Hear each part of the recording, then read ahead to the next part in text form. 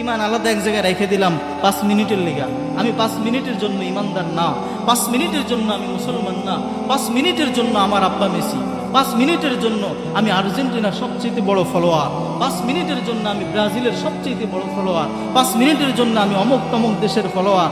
কিন্তু ওই 5 মিনিটের মধ্যেই যদি আমার জীবন প্রদীপ নিভে যায়, ওই 5 মিনিটের মধ্যেই যদি আমার জীবন চলে যায়, ওই 5 মিনিটের মধ্যেই যদি আমার হায়াত শেষ হয়ে যায়, তাহলে আল্লাহর দরবারে আমি আপনি কি জবাব দেব?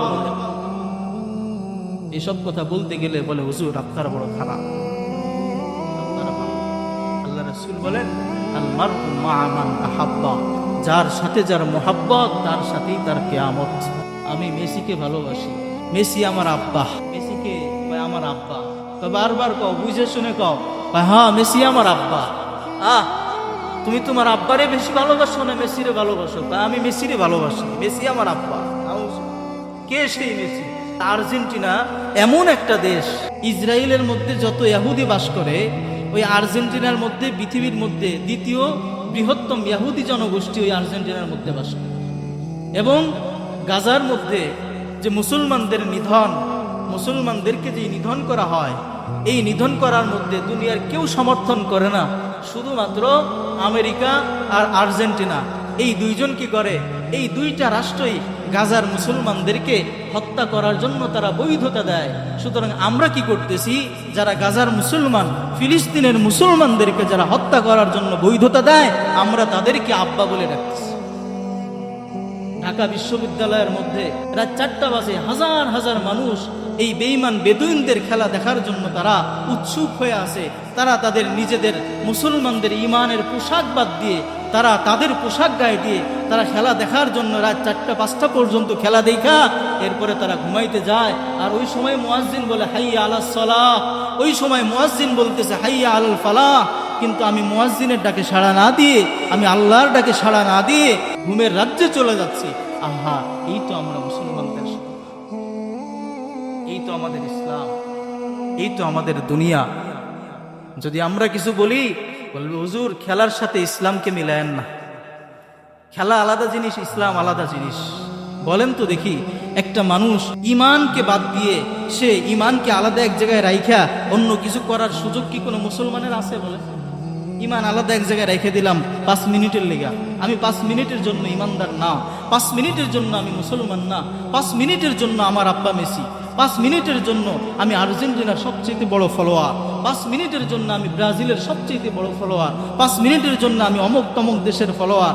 কিন্তু ওই 5 মিনিটের মধ্যেই যদি আমার জীবন প্রদীপ নিভে যায়, ওই 5 মিনিটের মধ্যেই যদি আমার জীবন চলে যায়, ওই 5 মিনিটের মধ্যেই যদি আমার হায়াত শেষ হয়ে যায়, তাহলে আল্লাহর দরবারে আমি আপনি কি জবাব দেব? এসব কথা বলতে গেলে বলে হুজুর আপনারা বড় খারাপ, আপনারা ভালো। আল্লাহ রাসূল বলেন আল মারউ মা মান আহাব্বা, যার সাথে যার মোহাব্বত তার সাথেই তার কিয়ামত। আর্জেন্টিনা এটা আমেরিকার, দক্ষিণ আমেরিকার একটা দেশ। হ্যাঁ, দক্ষিণ আমেরিকার একটা দেশ। আমেরিকা কি আমাদের বন্ধু? ইসরায়েল কি আমাদের বন্ধু? না। আল মারউ মা মান আহাব্বা, আল্লাহর কসম, ওই যুবক যদি তাওবা না করে, সে যদি তার জীবদ্দশায় তাওবা না করে, তাহলে আল্লাহর কসম সে মেসির সঙ্গেই সে তার হাসর হবে। কারণ আল্লাহ রাসূলের হাদিস তো মিথ্যা না। আল মারউ মা মান আহাব্বা, যার সাথে যার মোহাব্বত তার সাথেই তার কিয়ামত, যার সাথে মোহাব্বত তার সাথেই তার কিয়ামত। এখন কথা হলো, আপনার মোহাব্বত যদি কোনো আল্লাহওয়ালা বুজুর্গের সাথে হয়, আল্লাহ পাক ওই আল্লাহওয়ালা বুজুর্গের সাথেই আমার আপনার হাসর হবে। আমার আপনার মোহাব্বত যদি কোনো আলেমের সাথে হয়, আমার আপনার হাসর ওই আলেমের সাথে হবে। আমার আপনার মোহাব্বত যদি কোনো চোর বাটপারের সাথে হয়, তাহলে মোহাব্বত ওই চোর বাটপারের সাথে হওয়ার কারণে হাসর আমার ওই চোর বাটপারের সাথেই হবে। কোনো মিথ্যুকের সাথে মোহাব্বত থাকলে ওই মিথ্যুকের সাথেই আমার হাসর হবে। কোনো বদকার ব্যবসায়ীর সাথে যদি আমার আপনার মোহাব্বত হয়, তখন ওই বদকার ব্যবসায়ীর সাথেই আমার আপনার হাসর। আল মারউ মা মান আহাব্বা। গত 3 দিন আগে না 4 দিন আগে আমি মাদ্রাসার থেকে যাই 11:30 বাজে, রাত বাজে 11:30। তো যাওয়ার সময় দেখতেছি অনেক মানুষ দলে দলে মাজরা বাজারের দিকে যায়। অনেক মানুষ মাজরা বাজারের দিকে দলে দলে যাইতেছে 11:30টার সময়। আমি মনে করছি হয়তো গ্রামে কোনো কাইজা লাগছে না, এই জন্য মানুষ যাইতেছে মাজরা বাজারে। তো পথির মধ্যে দেখি ছোট ছোট বাচ্চা, এই যে 5 বছর 7 বছর, এদের একটা গ্রুপ। আমি চিন্তায় পড়ছি, কিরে কি ব্যাপার। তো বাজারে গেছি কিছু কিনতে, যায় দেখি বিশাল পর্দা লাগাইছে।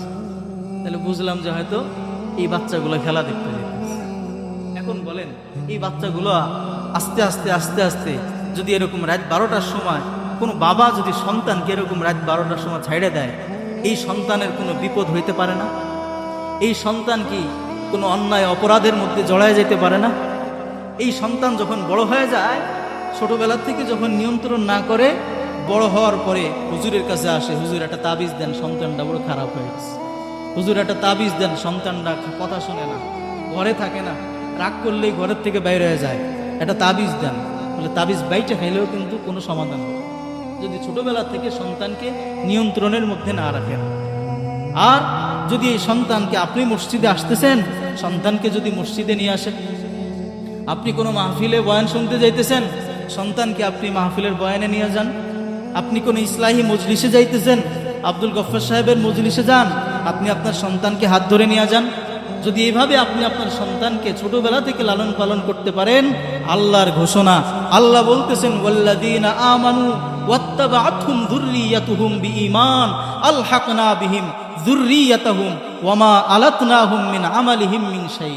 আল্লাহ বলতেছেন যে যারা নিজেরা ঈমান এনেছে এবং যাদের সন্তান সন্ততি তাদের পিতামাতার ঈমানের অনুগামী হয়েছে, অনুসরণ করে, আমি আল্লাহ পাক রব্বুল আলামিন জান্নাতের মধ্যে ওই পিতা আর মাতার সন্তানকে একসাথে জান্নাতে থাকার তৌফিক দান করব। বলেন সুবহান।